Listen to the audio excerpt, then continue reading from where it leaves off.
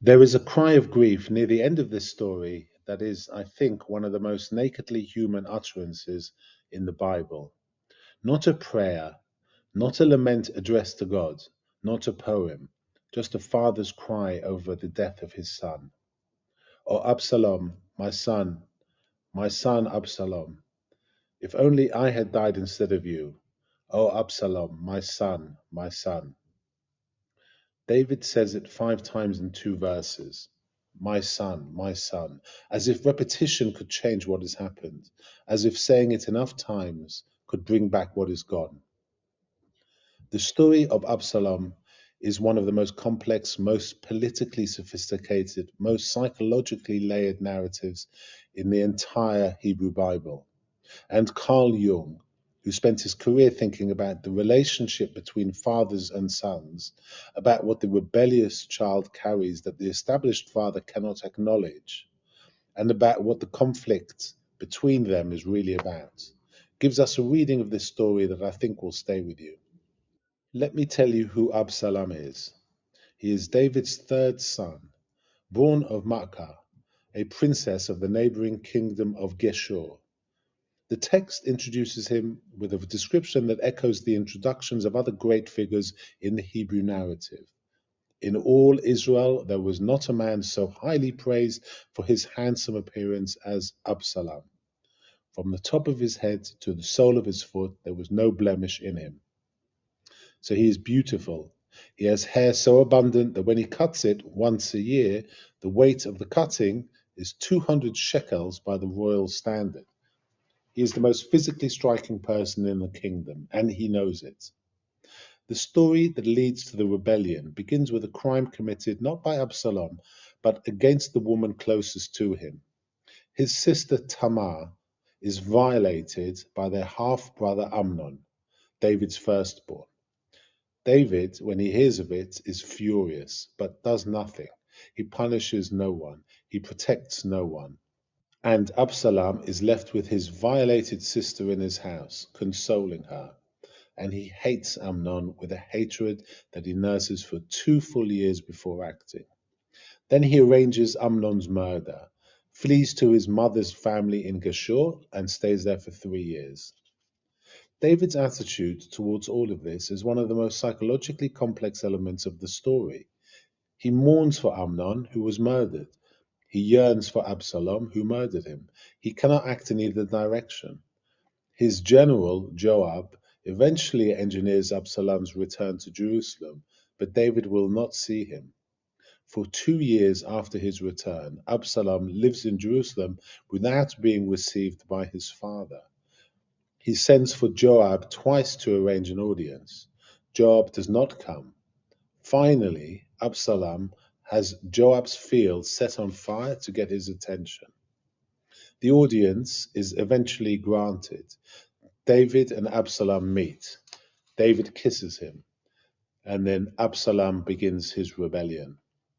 Jung would read this whole slow escalation, the original crime, the inaction, the murder, the exile, the partial return, the denial of access, as the accumulation of what he called the father's wound, the wound inflicted on the son not by violence but by absence. David is a great king and a great father in many ways. He loves his children.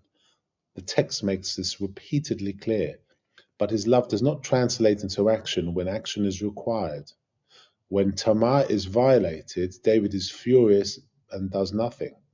When Absalom murders Amnon, David mourns one and yearns for the other and cannot choose between them. When Absalom returns to Jerusalem, David cannot bring himself either to receive him fully or to send him away. David's relationship with his children, in Jung's framework, is a relationship from the ego rather than from the self. He feels intensely. He does not act from the depth of what he feels. And the result is that his children grow up in the shadow of a love that is real but unavailable, emotionally present but practically absent. Absalom, the most beautiful and charismatic of the sons, becomes the vessel for everything in the kingdom that David's unavailability has left unaddressed. He stands at the city gate and intercepts people who come to bring their cases before the king. He tells them, "Your claims are good and right, but the king has appointed no one to hear you. If only I were judge in the land, then every man with a suit or cause could come to me, and I would give him justice." He is doing exactly what David is not doing. He is available, he is listening, he is accessible, and he steals the hearts of the people. Jung wrote about what he called the puer aeternus, the eternal youth, the archetype of the young man who represents possibility, energy, and the future. The puer stands in contrast to the senex, the old man, the established order, the authority that has accumulated wisdom at the cost of vital connection. Absalom is, in Jung's framework, a puer figure. He has beauty, charisma, immediacy, the capacity for passionate connection. He is the future pressing against the established order of the present. And the established order, David, the king, the father, has become senex in the problematic sense. Not wisdom so much as rigidity, not authority so much as inaccessibility. Jung always insisted that the conflict between puer and senex is not simply a power struggle, it is a necessary dynamic. The young pressing against the old, the new pressing against the established, the vital pressing against the institutional.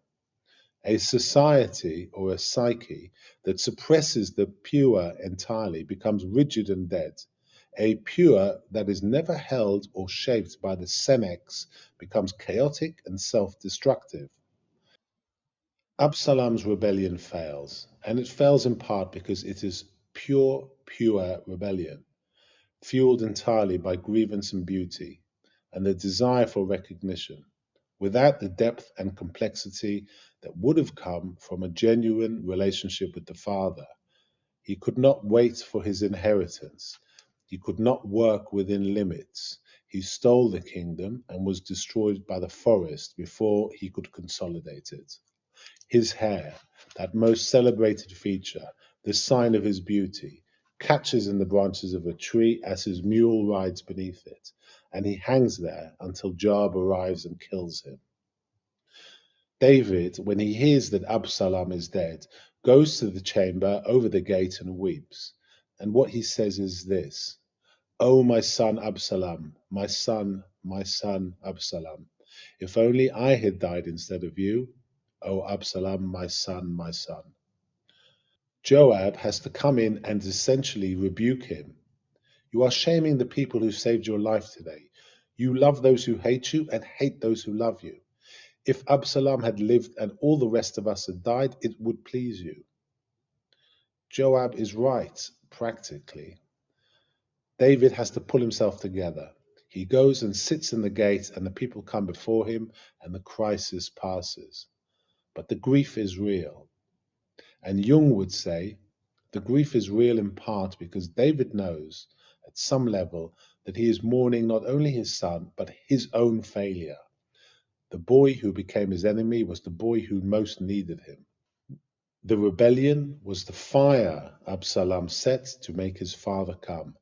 David never came in time, and now the fire has consumed the boy who lit it. If only I had died instead of you. This is the cry of the parent who understands too late that the child's destruction was entangled with their own unavailability. It is not a coherent wish, it is the expression of a guilt that has nowhere else to go. Jung would say the integration of the shadow son, the integration of what Absalom represented, the unmet longing, the beautiful and explosive energy of the claim for justice and recognition, was the psychological work that David could not do in time. And the story, in its terrible ending, is the consequence.